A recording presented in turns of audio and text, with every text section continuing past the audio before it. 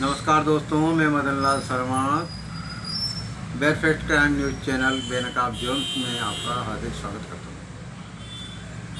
दोस्तों, आज हम आपके सामने दो बड़ी न्यूज़ अपडेट्स लेकर के आए हैं, जिसमें एक पटना हाईकोर्ट ने रेप केस के मामले में फैसला सुनाया है और बहुत ही महत्वपूर्ण और अहम टिप्पणी की है, जिसमें कहा गया कि अगर पीड़िता ने विरोध नहीं किया तो इसका मतलब ये नहीं है कि उसने रेप की सहमति दी है।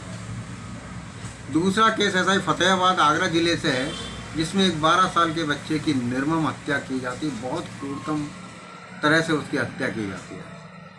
तो आपको हम पहले पटना हाईकोर्ट के आदेश की ओर ले चलते हैं। इसमें स्पष्ट का कोर्ट ने टिप्पणी की है कि अगर पीड़िता ने विरोध नहीं किया तो इसका मतलब ये नहीं है कि रेप के लिए सहमति दी।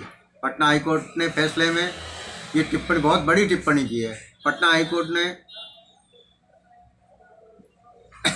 अपनी टिप्पणी में ये कहा है कि अगर कोई पीड़िता बलात्कार के दौरान विरोध नहीं कर पाती है तो उसे सहमति वाली यौन गतिविधि नहीं जाना चाहिए। रुड़की में मां और 6 साल की बेटी से गैंगरेप की खबर सुनते ही पूरा देश दहल उठा। उत्तराखंड के रुड़की में 24 जून को घटी खौफनाक गैंगरेप की घटना में एक बड़ा मोड़ आया है। अब ये बात सामने आई है कि इस घटना में 6 साल की बच्ची के साथ दरिंदगी नहीं हुई, उसकी मां को भी बदमाशों ने अपना शिकार बनाया। बच्ची की मां के साथ भी गैंगरेप का मामला सामने आने के बाद घटना की भयावहता को समझा जा सकता है। चलती कार में बच्ची से रेप का मामला पहले दर्ज किया गया था। पुलिस ने शुरुआत में एक आरोपी बताया, बाद में 4 आरोपियों के नाम जोड़े गए। अब कार में लिफ्ट लेने वाली मां के साथ भी रेप का मामला सामने आने के बाद पुलिस की ओर से इसे मूल एफआईआर में जोड़ने की बात कही जा रही है। इसी बीच रेप के ही एक मामले में पटना हाईकोर्ट ने अहम टिप्पणी की है। पटना हाईकोर्ट ने निचली अदालत के आदेश के खिलाफ एक याचिका पर सुनवाई करते हुए कहा कि अगर बलात्कार पीड़िता अपराध के दौरान प्रतिरोध नहीं कर पाती तो इसका मतलब ये नहीं कि उसने रेप के लिए सहमति दी थी। पटना उच्च न्यायालय ने 2015 के मामले की सुनवाई करते हुए टिप्पणी की। इस केस में पीड़ित महिला को एक कमरे में घसीटा गया और उससे रेप किया गया।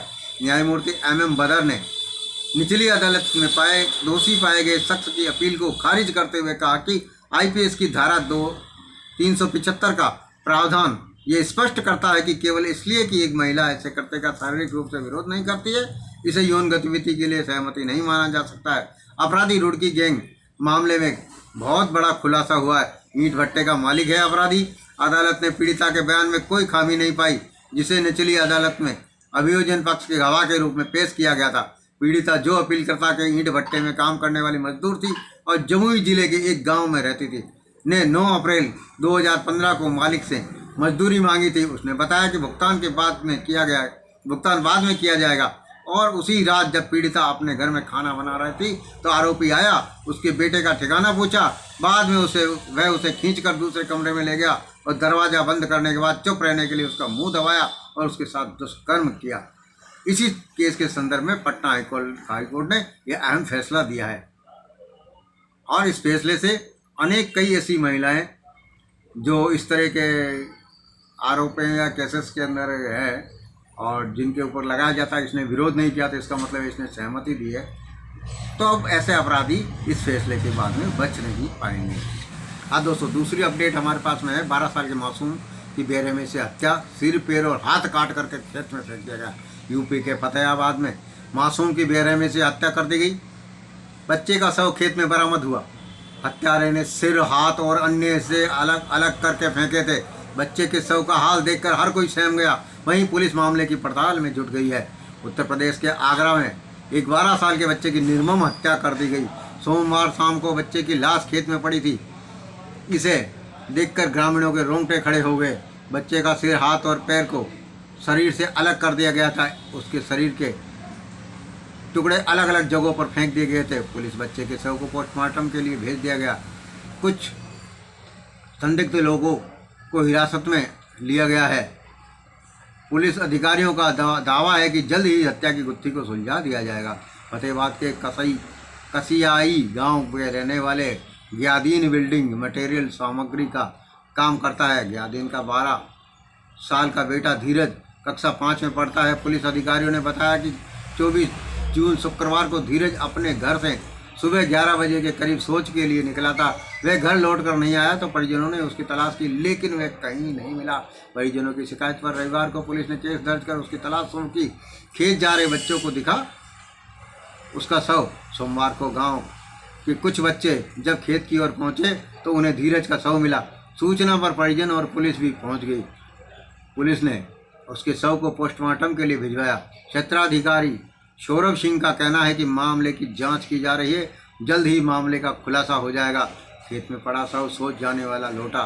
ग्रामीणों के अनुसार सोमवार शाम करीब 7 बजे बच्चे जब खेत की ओर जा रहे थे तो उन्हें धीरज का वो लोटा मिला जिसे लेकर वे सोच के लिए जाता था। आसपास में जब खोजबीन करी तो उसका शत विक्षत शरीर मिला, जिसे देखकर उसके होश उड़ गए। कई टुकड़ों में शव मिला है। मासूम धीरज का सर धड़ से अलग कर दिया था। उसका हाथ और एक पैर करीब 5 मीटर दूर खेत में पड़े मिले थे। बच्चे की चप्पलें भी खेत में पड़ी मिली। पुलिस ने शव को कब्जे में लेकर फॉरेंसिक टीम और डॉग स्क्वाड को बुलाया है। करीब 4 संदिग्धों को हिरासत में लेकर पूछताछ की जा रही है। पुलिस मामले की जांच कर रही है। ऐसे अपराधियों को कभी छोड़ना नहीं चाहिए। यह समाज के कंटक है और उन्हें कड़ी से कड़ी सजा मिलनी चाहिए।